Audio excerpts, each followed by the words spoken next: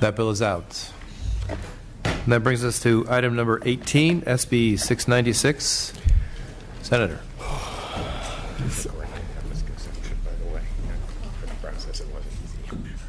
Thank you, Mr. Chair, committee members. It's a privilege to be here presenting Senate Bill 696. Again, I want to thank you, Mr. Chair, and your committee staff who put a lot of time in on this bill. I accept the amendments suggested in the analysis. Briefly, Senate Bill 696 would modernize life insurance regulation by updating the method used to calculate the assets, the reserves, set aside to pay future claims. The current method is essentially a one-size-fits-all method with essentially a single formula, and it works for simple traditional life insurance products but fails to accurately reflect the risks of some of the more modern products. The National Association of Insurance Commissioners has developed a new method. We call it principle-based reserving, PBR, to right-size reserves for some products. To encourage the sharing of highly sensitive information between insurers and the insurance commissioner, because, of course, when you move from a one-size-fits-all, you have different formulas, different products. You need to provide information to the insurance commissioner for evaluation to make sure that the reserves that are set are accurate. Senate Bill 696 establishes narrowly tailored protections against public disclosure of materials held by the commissioner, but does not impact the ability to obtain materials through other sources or means, such as the normal discovery process in a civil proceeding. Senate Bill 696 carefully balances transparency, respect for proprietary information, and the need for open communication between insurers and the regulator. Robert Harrell, the Deputy Commissioner at the Department of Insurance, Oliver Rockroy from the Association of California Life and Health Insurance Companies, and Mike Maddock of USA represent the co-sponsors and are here to testify in support of the bill. Thank you. Your first witness, please. Thank you very much, Senator. Chairman Stone, members of the committee, Oliver Rockroy with the Association of California Life and Health Insurance Company. I'll keep this very brief and certainly offer to answer any questions if you have any. This particular bill is a close collaboration between our industry and the Department of Insurance. There have been some compromises on the way. We believe this bill represents the best iteration of those compromises. We thank the Senator for his leadership on this issue. PBR as a concept is almost a 10-year collaboration between the National Association of Insurance Commissioners, the industry, consumer groups. It's a well-thought-out plan. It provides a level playing field. It right-sizes reserves that are currently, quite frankly, estimates of what insurers need, and those reserves are not always accurate because of certain assumptions that are locked in. PBR allows a natural ebb and flow, which is more commensurate with the risk involved in some of those products. So with that, thank you very much and urge your support. Thank you. Next witness, please. Good afternoon, Mr. Chairman and members. Robert Harrell, Deputy Insurance Commissioner for the Department of Insurance. I will be brief as well. We are the other co-sponsor of this measure. The committee asked the correct question on page 6 of your analysis when you essentially asked, does our department have the necessary professional workforce to implement PBR effectively? And we believe that the answer to that is yes, and here's why. As you move from what's been described by the author and our co-sponsor as a one-size-fits-all kind of formulaic approach to how much reserves are necessary to something that is more individualized in that it takes into account the individual risk factors, the experience, the behavior, if you will, of the company. You need to have the actuaries, the mathematicians, the statisticians, folks to look at the stochastic models, if you will, who can delve into this. That's exactly what we've tried to accomplish with the construct of this bill. There is an assessment on the insurers. It's tiered based on the size of the premiums they take in. That money directly goes to allow the department to have the actuaries and other professionals necessary so that we can look under the hood, if you will, at these models and their assumptions, always with the sense being that consumer protection is our top priority. You also note in the analysis, which I think is a thoughtful one on the bill, New York. New York is a little bit of a unique circumstance because going back really more than 100 years, what New York has essentially mandated is that if these kinds of insurers want to do business in New York, they have to create what we would refer to as a New York domestic, that is to say a standalone New York company. There are many companies that do that. There are also a handful of companies that operate in many, if not all, of the other states and choose not to operate in New York for that reason. So we think the questions are good ones. The final issue that you raise that the author had indicated in his open a willingness to work with and accept the committee's suggested amendments on is exemption from Public Records Act for certain types of documents. Obviously, the department deals with sensitive documents all the time. And in some cases, we see and are served papers, lawsuits from folks from the plaintiff's bar that are looking for perhaps in a class action to get at certain information. We also see companies occasionally putting in requests or suing other companies and trying to use the discovery process within information that we would otherwise term as confidential. So we feel comfortable with the approach that you're suggesting here. It's consistent with what we've done in other similar areas just within the past couple of years. With that, we would respectfully ask for your aye vote. Thank you. Next witness. Maddock. Thank you very much. It's been a while since I've been up here.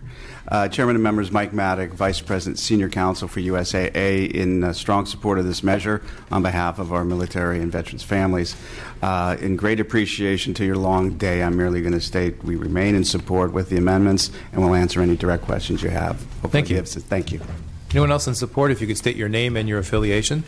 Mr. Chair, members, Mandy Lee, representing the American Council of Life Insurers, a national trade group representing the industry. Very pleased to be in support. Thank you. Good morning, Mr. Chair and members. Erin Norwood on behalf of Pacific Life Insurance Company, also in strong support. Thank you. Thank you. Anyone else in support? Any opposition? Seeing none, I'll bring it back to the committee. Questions, comments from committee members? So we do have a motion, and that is due pass as amended, 2 appropriations and a second. Senator, you may close. Call the roll, please. Stone? Aye. Stone, aye. Wagner? Aye. Wagner, aye. Alejo? Aye. Alejo, aye. Chow? Aye. Chow, aye. Chu? Aye. Chu, aye. Gallagher? Aye. Gallagher, aye. Garcia? Aye. Garcia, aye. Weber? Aye. Weber, aye. Mainshine? Thurmond? Aye. Thurmond, aye. That bill is out. Thank you. And that brings us to item number 3, Senate Bill 119. Senator Hill.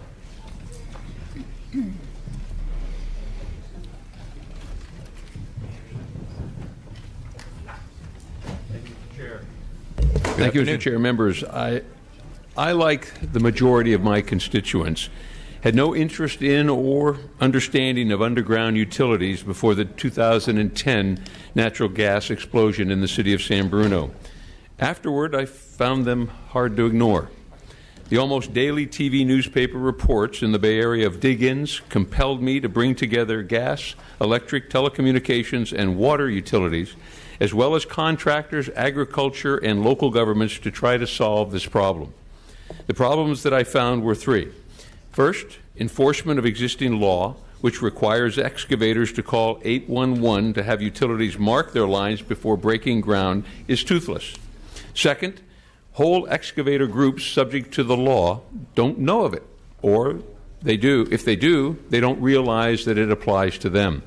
Sometimes this is because of inadequate outreach. Sometimes it's because the law is unclear. Sometimes the law wasn't written with all the types of excavation in mind.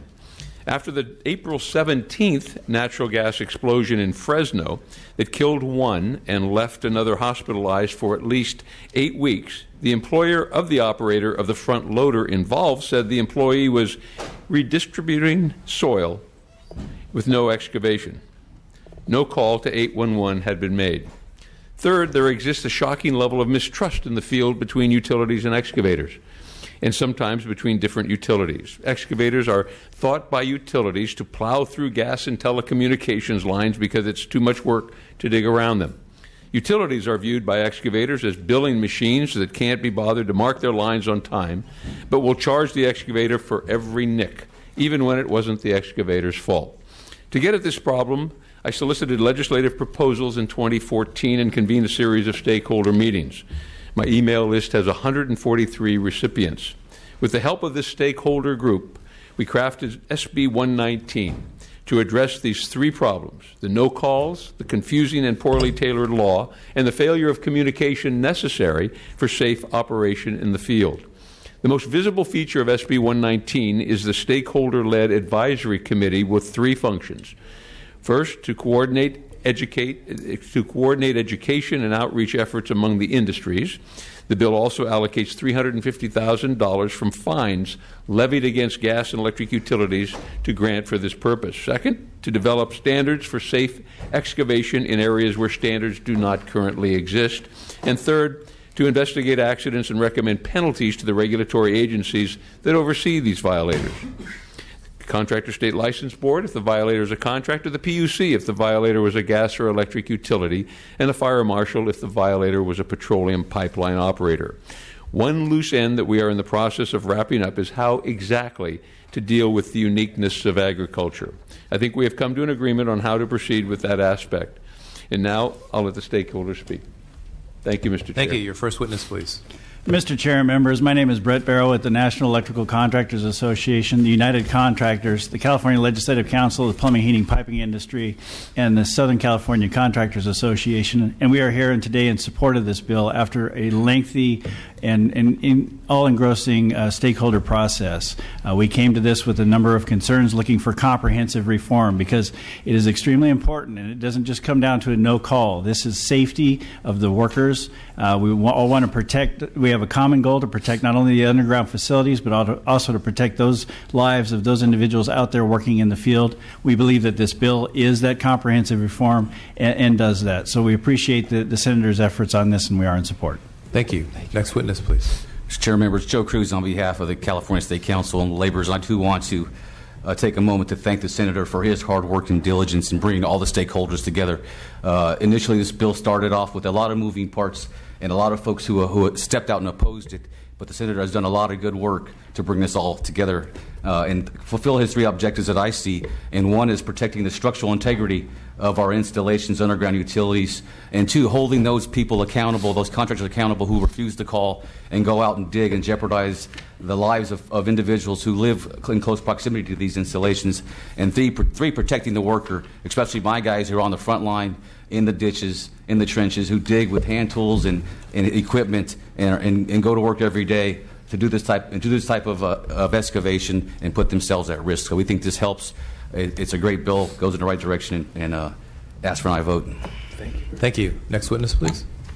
Jamie Kahn here on behalf of the Associated General Contractors, and we want to thank the Senator as well. We've been working with them for months, and all of our concerns have been addressed, and we are now here in support of the bill. Thank you. Anyone else in support? If you could just give your name and your affiliation, please. I'm Maria Garcia with Greenberg Traurig on behalf of the California Landscape Contractors Association. Also want to thank the author and urge your support. Thank you.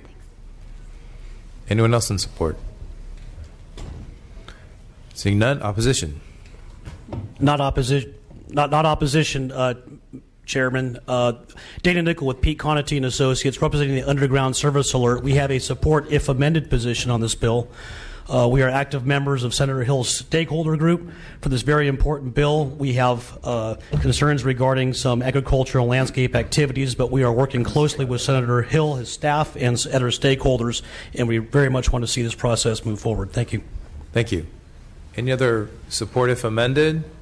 Matt Kloppenstein with the Sacramento Municipal Utility District. We're also support if amended. Our one reservation is still the agricultural issue, and we've really appreciated the author's willingness to work with us. So thank you. Thank you. Any other support or support if amended? Hello, Cynthia Guerrero with CalStrat. On behalf of Utiliquest, we would like to support if amended. Thank you. Thank you. Any other support or support amended? Opposition? Mr. Chairman, I'm Stan Wigg with the California Association of Realtors. We have withdrawn our opposition. I wanted to clarify that on the strength of our meeting of the minds with the Senator about the homeowner exemption. He's clarified that so we can put a for sale sign in the yard. We appreciate that. Thank you. Thank you. Thank you. Any other opposition? Any other categories? Thank you, Mr. Chair. Members, Doug Subers on behalf of the Western States Petroleum Association. We have a proposed unless amended position relating to Section 12 of the bill. It's a part of the agricultural exemption. We'd like to thank Senator Hill and his staff for working with us on this issue and think there's a path forward to address it. So thank you very much. Thank you. Anyone else? Mr. Chair and members, Tricia Geringer with Agricultural Council of California. We have no position on the bill and greatly appreciate the time, energy, and effort that Senator Hill and his staff have devoted to agricultural issues, and we continue to work with he and his office on those. Thank you. Yes, Karen Mills for the California Farm Bureau Federation, and like others, thank the Senator and his staff for working with us. As the analysis points out, his office has been working with us on discussions among the stakeholders to find resolution about the ag issues that satisfies the concerns about safety, reliability, and pragmatism, and we hope that we're there, and we appreciate all the time and effort on it. Thank you. Thank you. Anyone else? Any other testimony? Seeing none, back to the committee. Questions, comments? The recommended motion is due pass to appropriations. So we do have a motion and a second. Senator, you may close. Respectfully ask for an aye vote, members. Thank you very much. Thank you. Call the roll, please. Stone? Aye. Stone, aye. Wagner? Aye. Wagner, aye. Alejo? Aye. Alejo, aye. Chow? Aye. Chow, aye. Chu? Aye. Chu, aye. Gallagher? Garcia? Aye. Garcia, aye. Weber? Aye. Weber, aye. Mainshine? Thurmond? Aye. Thurmond, aye. Thank you. That bill is out. Thank you, Mr. Chair. Thank you very much, members. Appreciate it. Brings us to item 15, Senate Bill 582. Senator Hall.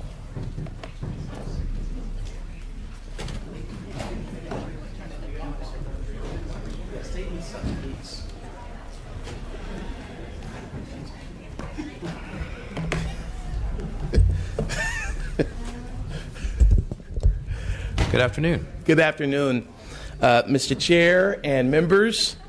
I would like to begin by accepting the amendments noted on page 6 of the analysis as author's amendments. And thank you and your committee staff for their work on this legislation. I really appreciate the extra work and dedication to bringing some resolution. SB 582 provides clear guidelines for the installation of electric security fences to ensure the safety and reliability of installations in non-residential zones. Many California-based companies, including those in the cargo, inventory, storage, and container shipping business, have at any given time millions and millions of dollars worth of products and service-related equipment on their premises. Unfortunately, current state law on the use and installation of an electric security fence is non-agricultural, and non-agricultural zones are vague. SB 582 provides uniform guidelines for the installation of electric fences and empowers local governments to further define the appropriate installation of these fences to protect businesses and the public. Mr. Chair and members, there is absolutely no opposition to this bill. I respectfully ask for your aye vote. We have the Director of Electric Guard Dog, Michael Pate, along with John Q. Lee, present and in favor of the legislation. And thank you for your time again, Mr. Chair, and bringing some resolution. And your bill enjoys the supports. Thank you. So your first witness, please. Yes, we'll be very brief. Yes, Mr. Chair, members of the committee, good afternoon. My name is John Lee. I represent one of the sponsors of this bill, which is Electric Guard Dog. I'd like to echo Senator Hall's comments and also thank him for his leadership and that of his staff. We believe that the committee's work and analysis in conjunction with Senator Hall's bill is a strong bill, and we'd ask your aye support of it. Thank you. Thank you. Next witness, please. Michael Pate with the Electric Guard Dog, also in strong support of the bill. Also would like to commend Senator Hall and his strong work and your staff, Senator Assemblyman Stone. Thank you very much. Thank you. Anyone else in support? Mr. Chairman, members, John O'Malley with California Advocates on behalf of our client Copart. Copart is the leading automobile auction house in the United States. We are in strong support. Thank you. No praise for Senator Hall? Oh, never mind. Anyone else in support? Seeing none, any opposition? Seeing none. Comments, questions from committee members? Let's move forward this electrifying bill. It is an electrifying bill. And the motion is due pass as amended. There's a motion. Is there a second? I'll second that. All right, Mr. Alejo seconds that. Any further comments, questions? Seeing none, Senator, you may close. You submit it. Thank you, sir. Call the roll, please. Stone? Aye. Stone, aye. Wagner? Alejo? Alejo, aye. Chow? Chow, aye. Chu? Chu, aye. Gallagher? Garcia? Garcia, aye. Weber? Weber, aye. Mainshine? Thurmond? Thurmond, aye. That bill is out. Thank you. Thank you. Thank you. And seeing no other authors, Ms. Weber, would you like to present? Since we're at a dearth of senators right now.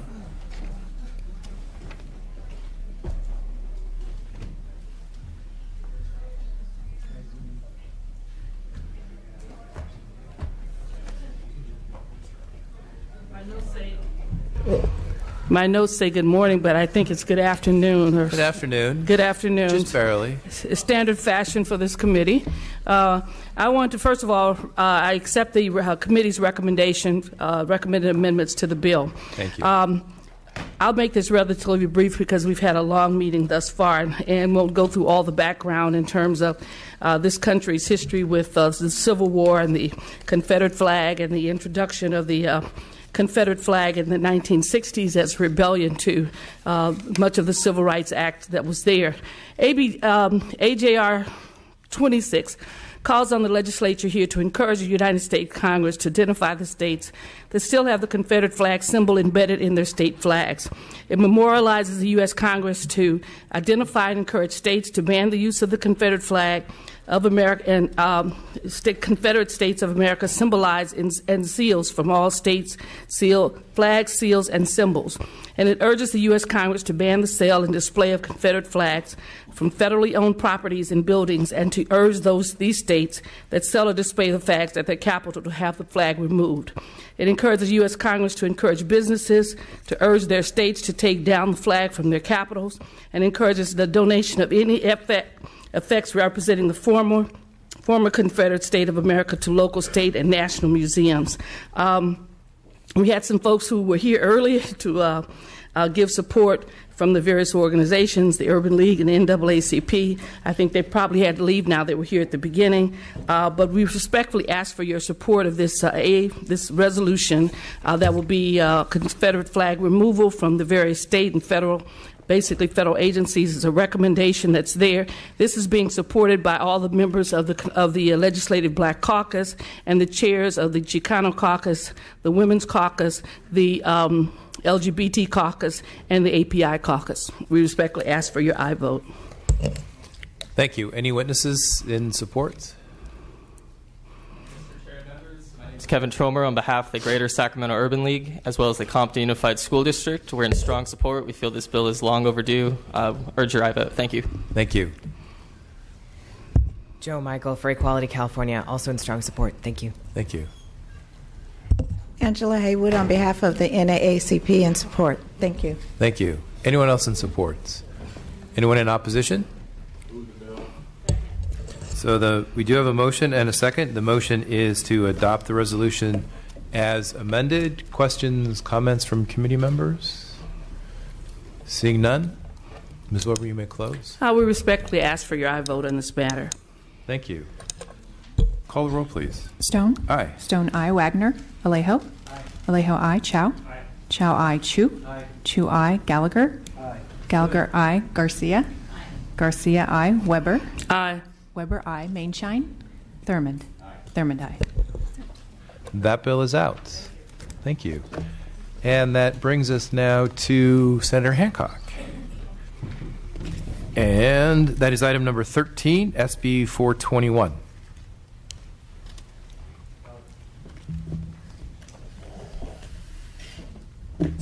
Well, I think I started in here at 5 after 8, and my bill is finally coming up. It's been a long morning for everybody. Mr. Chairman and members, I'm here to present SB 421, which is a cleanup bill to the bill I carried last year, SB 1300. When the governor signed that bill, which establishes a program that allows allows state regulators at Cal OSHA access to turnaround information at oil refineries. He asked for cleanup legislation regulating the process in a way that was a little more tight. For those of you who may be unfamiliar with refinery turnarounds, a turnaround is a planned shutdown at a refinery for the purposes of maintenance or repairs. Some of the most serious worker injuries and problems at refineries happen during this time. And after the Chevron refinery explosion in my district, and Senator and Assemblymember Thurman's district a few years ago, this bill was brought forward as a way of letting Cal OSHA deploy its inspectors in a way that would make it most useful for refinery safety.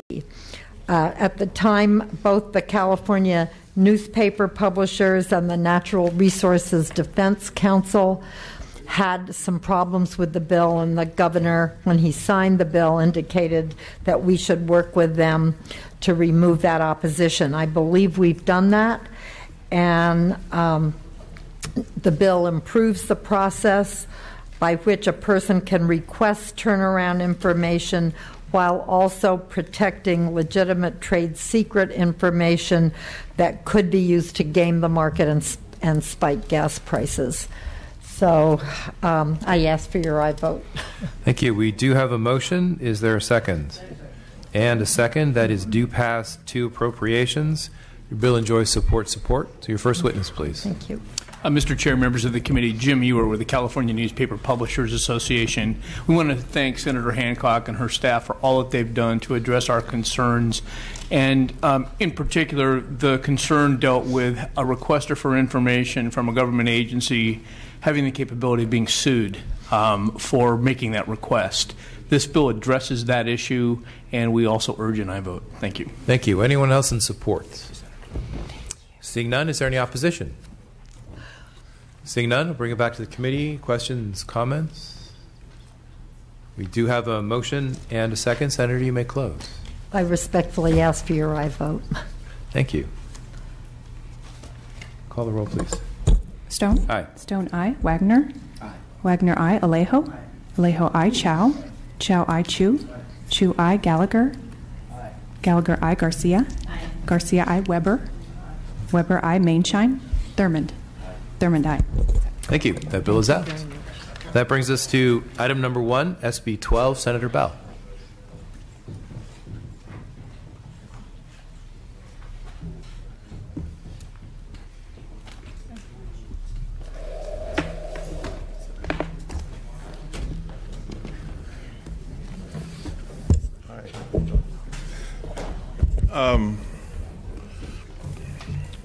Mr. Chair and members, I'm presenting SB 12 to your committee, and it's my pleasure to do so. I'll be very brief and let the speakers in favor take up the bulk of the time. In 2010, we authored AB 12. This extended the foster youth benefits from age 18 to 21. And the youth who are forced to leave the foster care system at 18 face significant challenges such as high homelessness, incarceration, low rates of graduation. Currently, some foster youth who cross over into juvenile justice system are not receiving these benefits when they exit juvenile hall or camps.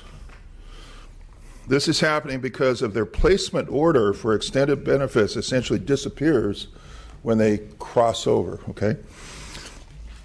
So we have children that are slipping through the cracks between the child welfare system and the delinquency system. This bill simply allows the population that I'm talking about to access their foster care benefits. And we have speakers. Thank you. Your first witness, please. Good afternoon, Mr. Chairman and members of the committee. My name is D'Angelo Cortillo. I am 22 years old, a student at Chabot College in Hayward, and an intern at the National Center for Youth Law. I entered long-term foster care after a member of my father's family sexually abused me. I was in more than a dozen homes within a 2-year period and eventually crossed over to the juvenile justice system. I would like to share some of the obstacles I faced and how it relates to the necessity of passing Senate Bill 12. When I was released from the Division of Juvenile Justice, I was faced with many challenges. After spending the majority of my life in the foster care and the juvenile justice system, I now have to fend for myself as an adult. I had to find stable, safe, and clean housing, get health care benefits, and obtain a job. My probation conditions required that I do all of the above and more.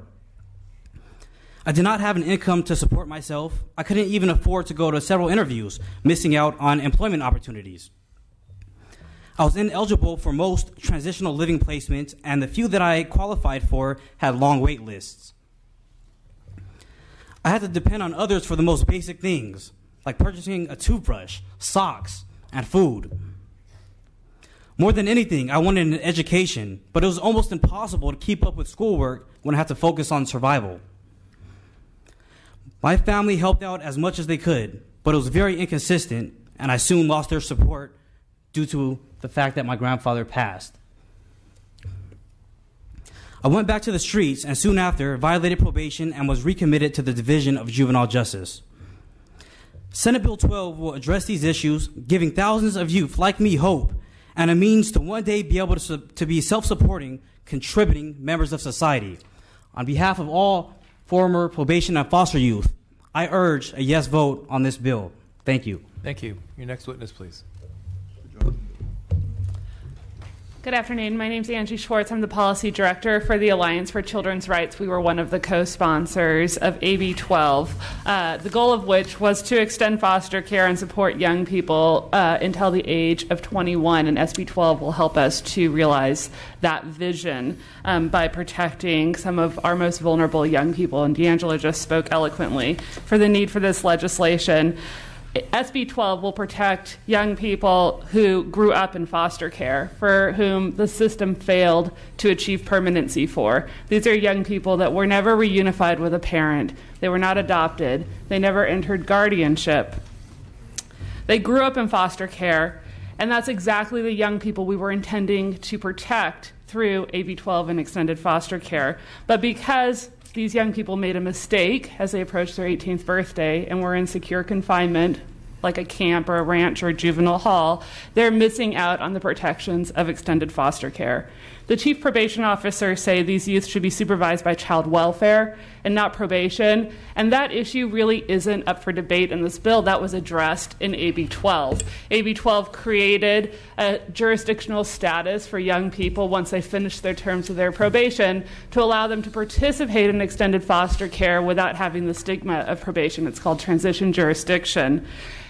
And in AB 12, we did not say who should supervise those young people. We didn't say it should be child welfare or probation. We said every county gets to make that determination on their own, and most of the counties chose probation to supervise those young people. But the law is very clear that as they undertake that supervision for young people that have finished the terms of their probation, they have to do so with protecting the rights of that young person for all of the protections, all of the rights that come with being participating in extended foster care. They are not subject to the terms of their probation anymore, and nothing about SB 12 would deprive these young people, regardless of who they end up being supervised, of all the same rights and protections afforded to any youth participating in extended foster care. The chief probation officers have also raised concerns that they receive no funding to supervise the young people who are participating in extended foster care, and that's not true. Especially for youth reentering foster care, which is what SB 12 is permitting young people to do, nearly 100% of them are federally eligible, which means the federal government pays 50% of the placement and supervision costs. The Child Welfare Agency pays the other 50% of the placement costs, which means it's probation that's paying the remaining 50% of the supervision costs that the federal government doesn't cover. That's exactly how it works for children on the dependency side as well. The Child Welfare Agencies cover that additional 50%. The bottom line is SB 12 protects vulnerable youth and ensures that we realize the vision of AB 12 and extended foster care. And moreover, it's really our duty as the parents of these young people to support them and protect them and ensure that they have housing and supports beyond the age of 18. Thank you. Thank you. Anyone else in support? If you could just give us your name, your affiliation. Jennifer Rodriguez, Executive Director of the Youth Law Center, and we're a co-sponsor. And research has clearly shown to us that this population is exactly the group of young people that we intended extended foster care to be a safety net and a support net for. We know that the rates of homelessness, unemployment, and incarceration for young people who cross from dependency to delinquency are double to triple the rates for youth who are just in dependency or delinquency. And furthermore, research has clearly shown to us that actually the conditions that result in youth being moved from dependency to delinquency are created by the child welfare system. We know the two top risk factors are being placed in a congregate care placement and the number of placements you have. These are young people who we've pledged to parent and support. We're currently abandoning them through the structure of our state policy, and so we urge your aye vote. Thank you. Thank you. For the rest of the speakers, if you could just give your name and your affiliation, please. Matt Gallagher with Mental Health America of Northern California, also the California Youth Empowerment Network, and strong support. Thank you, sir. Thank you. My name is Rochelle Trottenberg. I'm a former foster youth, and I strongly support this bill. My name is Tisha Ortiz. I'm a former foster youth. I strongly support this bill. My name is Shrinkwa Arrington. I'm a former foster youth, and I strongly support this bill. That thing is tall. Hi, Anna Johnson, National Center for Youth Law, strong support. Thank you. Anyone else in support? So there is a motion and a second. The motion is due pass to appropriations. Is there any opposition? Seeing none, back to the committee. Questions or comments? I'll say, Senator, thank you for bringing this bill forward. It's a step. One of the things that we need to figure out in California, the dependency population and the delinquency population are really the same kids in so many ways. And this is a step. We need to work to align those systems so that we're ensuring that we have the best services for all of those kids. And I appreciate your efforts in this area. Any other comments? Seeing none, Senator, you may close. Let's give him more support. Thank you. Indeed. Thank you. Call the roll, please. Stone. Aye. Stone, aye. Wagner. Wagner, aye. Alejo. Alejo, aye. Chow. Chow, aye. Chu. Chu, aye. Gallagher. Gallagher, aye. Garcia. Garcia, aye. Weber. Weber, aye. Mainshine. Mainshine, aye. Thurmond. Thurmond, aye. That bill is out. We do have two bills on call. We'll start with item number 5, SB 145, PAN. The vote is 4-2. Call the absent members, please. Alejo. Alejo, aye. Garcia. Garcia, aye. Mainshine. Mainshine, aye. Thurmond. Thurmond, aye. That bill is out. The other one is item number 17, SB 641, Senator Wachowski. The vote is currently 5-2. Call the absent members. Garcia. Aye.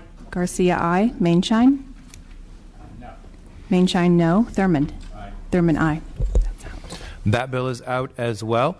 So, members, this is your opportunity to add on, and we'll keep the roll open for a few more minutes to allow everybody to vote as appropriate. Thank you.